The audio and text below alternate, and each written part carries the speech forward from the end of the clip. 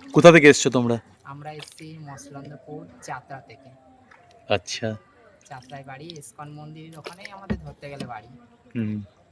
তুমি গেছো কোনোদিন যাত্রাতে? না গো, যাইনি। যাবে, যাত্রায় আমাদের রথযাত্রা হয় খুব বড় করে। শুনেছি। জয় শ্রীকৃষ্ণ, রাধে রাধে। ভক্তরা আবার চলে এলেন তাদের গোপালকে নিয়ে অঙ্গরাগের জন্য কৃষ্ণকুঞ্জে। এই বন্যা পরিস্থিতির মধ্য দিয়েই তারা চলে এলেন। আমি নৌকা চালিয়ে তাদেরকে নিয়ে এলাম কৃষ্ণকুঞ্জে। শুনে নেব ভক্তদের মুখ থেকে কিছু কথা। বলো কেমন হবে অঙ্গরাগ? অঙ্গরাজ আমি চাই আমার বোন বলেছে তোমার যে গিরিধারী আছে, হ্যাঁ। একদম গিরিধারী যেরকম হবে ওরকমই হবে। বোন বলেছে আমি সেম ওরকম দাদাকে করে দেওয়ার জন্য। আচ্ছা। আমার বোন তোমার ভিডিও খুব দেখে, আমার বোন আমার বৌদি বাড়িতেই থাকে। হ্যাঁ।